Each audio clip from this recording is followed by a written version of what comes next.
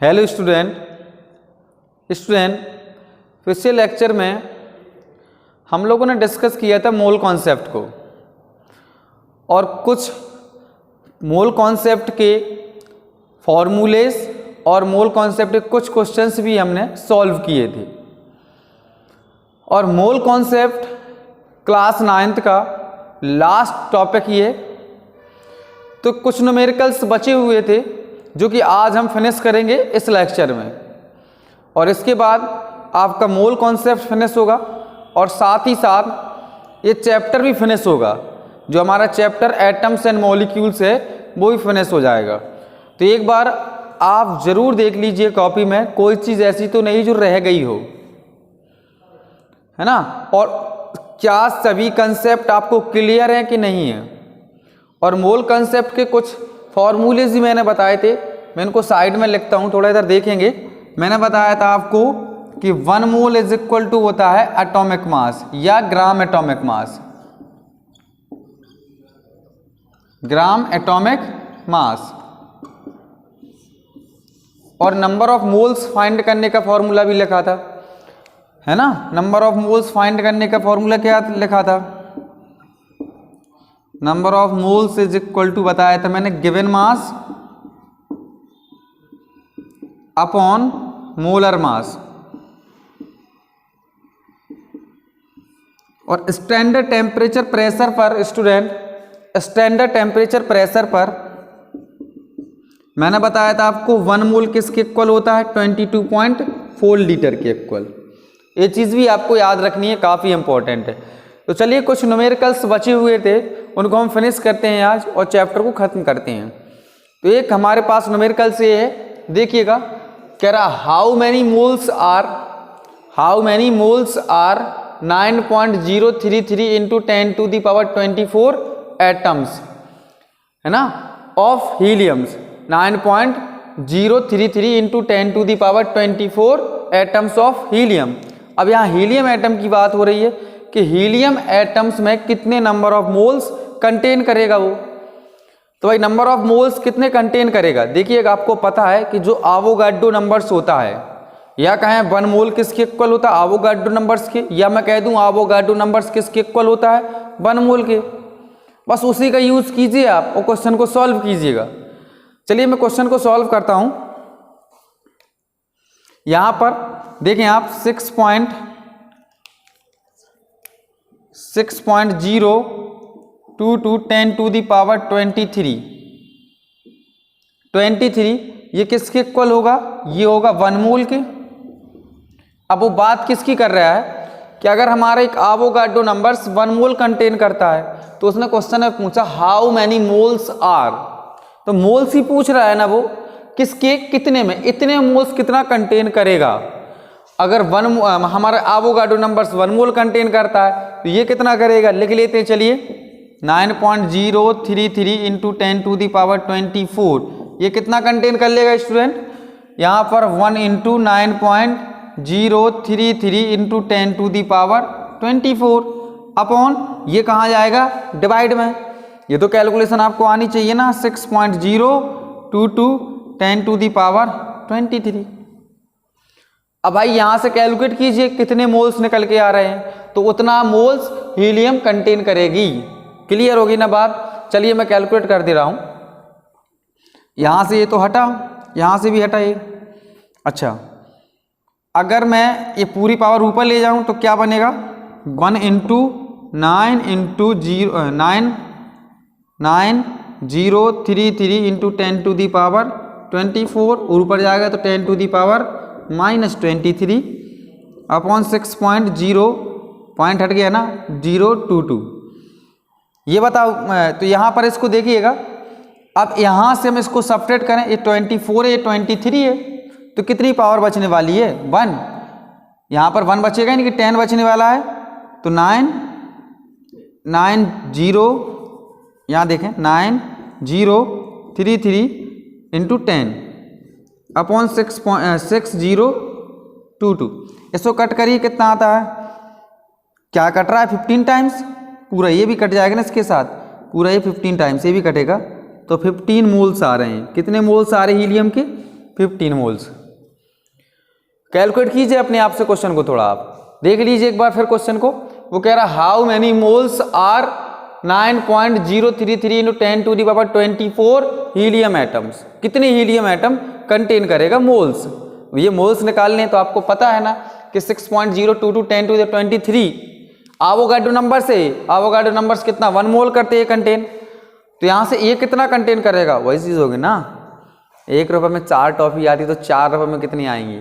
वही चीज़ होगी ना यहीं पर, है ना। तो इसको कैलकुलेट कर सकते हैं आप लोग। चलिएगा नेक्स्ट क्वेश्चन देखते हैं, इसको जल्दी से नोट कर लीजिए आप। मैं नेक्स्ट क्वेश्चन बता रहा हूँ फिर। नोट हो गया है? नोट हो गया? चलिए मैं साफ कर दे रहा हूँ इसको।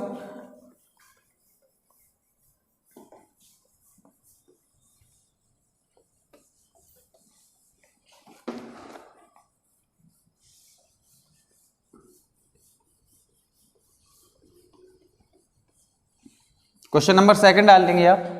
अभी एटम्स वाले क्वेश्चन कर रहे हैं, मॉलिक्यूल्स वाले इसके बाद करेंगे क्वेश्चन। तो क्वेश्चन नंबर 2 है, calculate the number of irons atoms. Calculate the number of iron atoms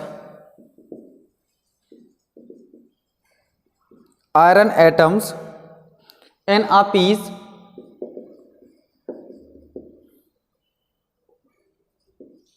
of iron weighing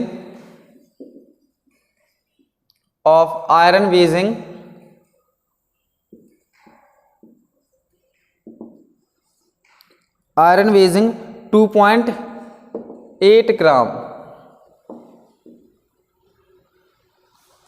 clear है? चलिए देख लेते हैं। Calculate the number of iron atoms in a piece of iron weighing 2.8 gram. हमें calculate number of irons atoms calculate करना है, ठीक है ना, कितने नंबर ऑफ आयरन्स हैं हमारे। तो यहाँ देखिएगा थोड़ा आप, calculate the number of irons में पहले तो आप ये देख लें कि आयरन्स का मास कितना होता है, एटॉमिक मास। तो आपको पता है ना कि आयरन का एटॉमिक मास होता है 56 ग्राम। तो हमारा एवोगाड्रो नंबर्स कितना कंटेन करेगा? 56 ग्राम करेगा, नहीं करेगा कंटेन? क्योंकि 56 ग्राम किसके इक्वल हो गया? एवोगाड्रो नंबर्स के इक्वल होता है। तो नोट कीजिए जल्दी से आप क्वेश्चन को और सॉल्व करने का प्रयास करिए। एक बार अपने आप से क्वेश्चन लगाएं, फिर इसके बाद मैं क्वेश्चन लगा रहा हूं। लगा लिए क्वेश्चन? नोट कर लिया है? क्वेश्चन सॉल्व करूं मैं? यहां देखिएगा, एटॉमिक मास कितना होगा आयरन का? Atomic mass of iron is equal to क्या होगा? 6.022 10 to the power 23 Avogadro numbers के इक्वल। क्योंकि देखो वो फॉर्मूला लिखा होगा अभी, 1 मोल किसके इक्वल होता है? ग्राम एटॉमिक मास, ये 1 मोल के इक्वल होते हैं। सो 1 मोल की जगह हमने क्या पुट कर दी? 6.022 10 टू दी पावर 23। अब यहाँ पर इसका एटॉमिक मास कितना होता है? 56। तो 56 ग्राम ऑफ आयरन कितना कंटेन करेगा? 6.022 10 टू दी पावर 23। अब उसने क्वेश्चन में कितने का पूछा है? उसने कहा 2.8 ग्राम। 2.8 ग्राम कितना कंटेन करेगा? अब देखिएगा 2.8 की बात हो रही है तो हम इसको क्या करेंगे? 2.8 की बात हो रही है तो 2.8 ग्राम कितना कंटेन करेगा? 6.022 10 to the power 23 into 2.8 upon 56। यही आएगा नहीं आएगा? अभी तो क्वेश्चन किया है, पिछला क्वेश्चन तो इसी पर किया है ना अभी। अच्छा, इसको आप कैलकुलेट कर सकते हैं अपने आप से, या कैलकुलेट मैं ही करूं? चलिएगा, यहां से हटाया मैंने पॉइंट, यहां पर रख दी एक 0, इसको इससे कट किया तो कितना आया? 20। यही आएगा ना? पूरा कट होगा तो पूरा यहां पर 20 आ जाएगा। अच्छा, अब इसके बाद हमारा कितना बचा हुआ? इधर बचा है 6.022 10 टू दी पावर 23 अपॉन 20। अब एक 0 ऊपर जाएगी तो एक पावर कम हो जाएगी ना, एक पावर तो कम होगी ना। अब 2 का डिवाइड दे लीजिए इसमें आप, तो कितना आएगा? 3 2 6.011 इंटू 10⁻22। यही आ रहा है क्या आंसर आपका कैलकुलेट करने पर। एटम्स, इतने एटम्स कंटेन करेगा। देखिए क्वेश्चन को समझिए, अगर 56 ग्राम आयरन इतने एटम कंटेन करता है तो वो कह रहा है 2.8 ग्राम कितना कंटेन करेगा, तो 2.8 ग्राम इतना कंटेन करेगा। बस यही क्वेश्चन में बताना था। क्लियर हो गई ये बात। चलिए एक एटम्स वाला क्वेश्चन मैं आपको घर पे करने के लिए देता हूं, फिर इसके बाद बात कर लेता हूं मॉलिक्यूल्स के लिए। एक क्वेश्चन और लिख दे रहा हूं जिसको आप खुद से सॉल्व करेंगे तो एटम्स के सारे क्वेश्चन फिनिश हो गए और बचे हुए न्यूमेरिकल्स हम मॉलिक्यूल्स के करते हैं और इस चैप्टर को फिनिश भी करते हैं। जल्दी से नोट करें इसको आप। हो गया है नोट? चलिए मैं साफ कर दे रहा हूं। एक क्वेश्चन और एटम्स का हम कर देते हैं आपको। फॉर्मूले इसका फोकस कीजिए आप, तो क्वेश्चन अपने आप से सॉल्व कर सकते हैं। बाकी कैलकुलेशन तो आपको आती होगी।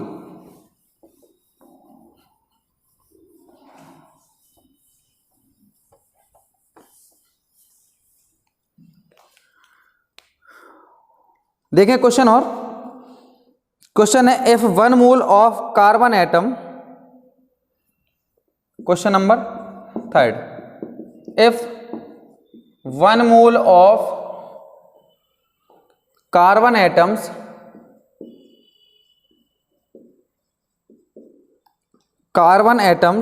weighs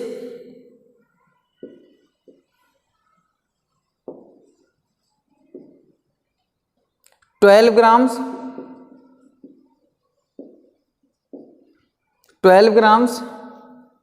what is the mass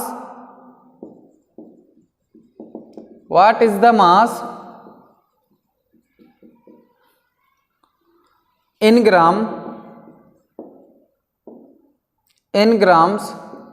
of 1 mole, 1 grams of 1 atom है, 1 मोल की जगह 1 एटम ऑफ कार्बन। देखिए अब वो कह रहा है अगर 1 मोल कितना कंटेन करता है 12, तो उसने कहा है कि what is the mass in grams of 1 atom of carbon. तो 1 एटम कितना कंटेन करेगा ये पता करना है आपको। भाई एवोगाड्रो नंबर्स रखिए, 12 का मल्टीप्लाई कीजिए, सॉल्व कर सकते हो ना। 12 का मल्टीप्लाई करेंगे है ना, 12 ऊपर जाएगा, एवोगाड्रो नंबर्स कहाँ जाएंगे, नीचे चले जाएंगे, तो उसको सॉल्व कर लेंगे अपने आप से। तो इस क्वेश्चन को अपने आप से सॉल्व करेंगे आप। नेक्स्ट क्वेश्चन देख लिए, थोड़ा मॉलिक्यूल्स वाले क्वेश्चन, मॉलिक्यूल्स के बचे हुए कुछ क्वेश्चन है उसको भी फिनिश कर लेते हैं हम। मॉलिक्यूल्स बेस्ड क्वेश्चन, जैसे एक क्वेश्चन ये पूछा जाता है what is the mass of each of the following in 1 mole. Question क्या रहेगा, अगर 1 मोल की बात कर लेता है तो 1 मोल में किस तरीके से कैलकुलेट करेंगे, मॉलिक्यूल्स की बात करेगा वो।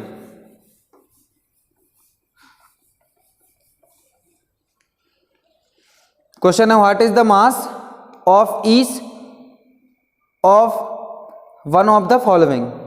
मास कैलकुलेट करना आपको, मास अकेला पूछा, आज उसने मास पूछ लिया, what is the mass, question है मॉलिक्यूल्स का क्वेश्चन ही है, what is the mass of 1 of each of the following, of 1 each of the following। एक बार क्वेश्चन को देख लूं, what is the mass of each 1 of the following. यहां पर each है, यहां पर 1 है, ईच 1 ऑफ द फॉलोइंग। जैसे उसने फर्स्ट नंबर दे दिया उसने केन शुगर, क्या दे दिया, केन शुगर। अब ये नहीं है पता अगर आपको फॉर्मूला केन शुगर का, तो कैसे निकाल पाएंगे मास आप। तो केन शुगर का फॉर्मूला होता है C12H22O11। नेक्स्ट जैसे उसने दे दिया दूसरा क्वेश्चन, इसी में glucose, 1 mole of glucose, 1 mole of glucose. तो ग्लूकोज का कितना होता है, C6H12O6, ये ग्लूकोज होता है। साथ में लगा दी उसने थर्ड क्वेश्चन, यहां पर भी लिख लेंगे आप 1 mole of cane sugar, 1 mole of cane sugar. Third लगा दिए 3 मोल्स ऑफ H2SO4। फॉर्मूला क्या होता है H2SO4 का? अरे लिख तो दिया मैंने, सल्फ्यूरिक एसिड लिखता तो H2SO4, सल्फ्यूरिक एसिड जो फॉर्मूला होता है H2SO4। सबके लिए निकालना। देखिए किसी के लिए पूछा 1 मोल के लिए, तो किसी के लिए पूछ लिया 3 मोल्स के लिए। तो 1 मोल्स और 3 मोल्स लगा दिए साथ में, लेकिन 1 मोल्स और 3 मोल्स पे कंफ्यूजन नहीं होना आपको बिल्कुल। जब 1 मोल्स की बात आए तो 1 का मल्टीप्लाई कर देना, 3 मोल्स की आए तो बात 3, मतलब 3 मोल्स ऑफ H2SO4 प्रेजेंट है कहीं ना कहीं, तो 3 मोल से 3 का मल्टीप्लाई होगा भाई। अब यहां से देखें आप केन शुगर का फॉर्मूला निकाल लेते हैं हम। सॉल्व कर दूं मैं इधर, केन शुगर का मास निकालता हूं, क्या निकलेगा C12H22O11। बच्चे यहाँ कंफ्यूज होते ना, 3 मोल्स 1 मोल्स 2 मोल्स, बाकी पिछले लेक्चर में इसको आसानी से मैं कैलकुलेट करना सिखा चुका हूँ आपको। अब यहाँ पर 1 मोल की बात हो रही है, तो कार्बन कितना होता है 12 × 12 मॉलिक्यूल्स है, हाइड्रोजन का 1 × 22, ऑक्सीजन कितना होता है 16 × 11। भाई इसको कैलकुलेट कर लेना, 1 मोल की बात हो रही है तो 1 का मल्टीप्लाई कर लेना आप। इधर ही 1 मोल की बात हो तो इसको कैलकुलेट करके 1 का मल्टीप्लाई कर देना। देखिए नेक्स्ट, ये तो फर्स्ट हो गया। थर्ड और देख लेते हैं, थर्ड को और समझा देते हैं। 3 मोल्स ऑफ सल्फ्यूरिक एसिड। अब यहाँ पर 3 मोल्स ऑफ सल्फ्यूरिक एसिड की बात हुई है, तो सल्फ्यूरिक एसिड का निकालते हैं पहले H2SO4। H का होता है 1, 2 मॉलिक्यूल्स तो 2 लगा दिए मैंने। यहाँ पर S का कितना होता है 32 और ऑक्सीजन कितना होता है 16 होता है, लेकिन हमारे कितने का मल्टीप्लाई हुआ है 4 का, 16 4 जा 64। इसको कैलकुलेट कर लेंगे ना आप, 4 2 6 2 8, 8 हो गया, 6 3 9, तो 98 ग्राम आया। यहाँ पर कितना आया 98 ग्राम। ये तो निकला हमारा 1 मोल के लिए, 1 मोल इतना कंटेन करता है, तो 3 मोल कितना कंटेन करेंगे 3 × 98। बस इसको सॉल्व कर लीजिए। कितने ही मोल्स का पूछे आपसे, आपको सिर्फ एक ही चीज़ फोकस करना है कि मोल्स कहाँ पर कितने यूज हुए हैं, बस और कुछ नहीं है क्वेश्चन में। तो जल्दी से इन तीनों क्वेश्चन को नोट करें और अपने आप से करने का प्रयास करें आप। चलते हैं नेक्स्ट मॉलिक्यूल से क्वेश्चन पर।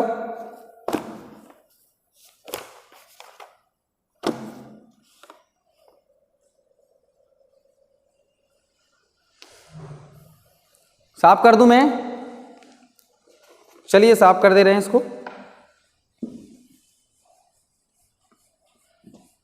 काफी क्वेश्चन हो चुके हैं वैसे मोल कॉन्सेप्ट के, 1-2 क्वेश्चन और लेते हैं हम, पर आपसे लेते हैं विदा। और नेक्स्ट वीडियो में डिस्कस करेंगे एक बढ़िया सा चैप्टर स्ट्रक्चर ऑफ एटम को।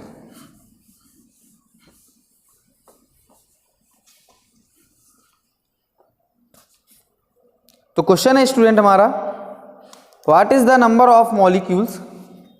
क्वेश्चन नंबर कौन सा है ये, चलिए जो भी हो आप डाल देना। What is the number of molecules, what is the number of molecules, number of molecules in 0.25 moles of oxygen, moles of oxygen. बड़ा ही प्यारा छोटा सा क्वेश्चन है, सॉल्यूशन भी छोटा ही है। सॉल्व करें आप अपने आप से एक बार, वीडियो को पॉज करके खुद से सॉल्व करें, एक बार प्रयास करें अपने आप से। नहीं होगा तो फिर मैं सॉल्व करूंगा। कर लिया सॉल्व। चलिए देखते हैं, उसने कहा what is the number of molecules in 0.25 moles of oxygen. तो आपको पता है कि हमारा जो 1 मोल है वो कितने मॉलिक्यूल्स कंटेन करता है। स्टार्टिंग में बताया था, देखो 1 मोल यहाँ पर किसके इक्वल होता है, ग्राम एटॉमिक मास की, तो 1 मोल किसके इक्वल होगा, ग्राम मॉलिक्यूल्स के इक्वल भी होगा। और उस टाइम मैंने लिखा भी था कि 1 मोल इक्वल्स टू 6.022 10⁻23। चाहे तो एटम्स की बात करे वो, चाहे मॉलिक्यूल्स की बात करे वो, चाहे वो आयंस की बात करे। किसी की भी बात करें, आपको फोकस करना है वो किसके इक्वल है, इसके इक्वल है, एवोगाड्रो नंबर्स के इक्वल। तो उसने पूछा है कि what is the number of molecules in 0.25 molecules 25 moles of oxygen. तो यहाँ देखिएगा 1 मोल ऑफ ऑक्सीजन कितना कंटेन करेगी, किसके इक्वल होगा, 6.022 10 टू दी पावर 23। भाई मॉलिक्यूल्स है तो मॉलिक्यूल्स की बात कर ली हमने। इसने पूछा किसका, 0.25 का, तो 0.25 कितना कंटेन करेगा, देखिएगा 6.022 10 टू दी पावर 23 इंटू 0.25। भाई इसको कैलकुलेट कर लीजिए कि इतने मॉलिक्यूल्स कंटेन करेगा। अगर 1 मोल एवोगाड्रो नंबर्स के इक्वल कंटेन करता है तो 0.25 कितना कंटेन करेगा, इसका कैलकुलेट कीजिए आप। तो आएगा 1.505 इंटू 10 टू दी पावर 23 आ रहा है क्या, मॉलिक्यूल्स, क्या आ रहा है 23 मॉलिक्यूल्स। क्या क्लियर हो गई ये बात, समझ में आ गया है क्वेश्चन, सिंपल सा क्वेश्चन था। नोट कर लीजिए जल्दी से, एक लास्ट क्वेश्चन और देख लेते हैं, इसके बाद खत्म करते हैं इस चैप्टर को।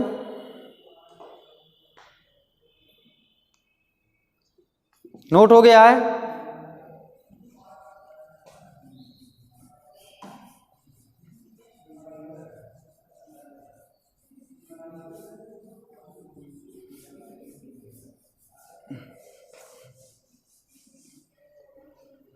चलिए क्वेश्चन देखते हैं। एक क्वेश्चन कह रहा है convert 12.044 into 10 to the power 22 molecules of sulfur dioxide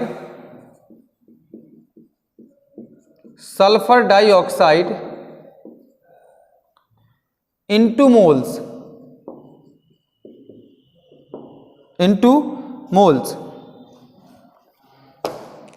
सुनिएगा फिर क्वेश्चन कह रहा convert 12.044 into 10 to the power 22 molecules of sulphur dioxide.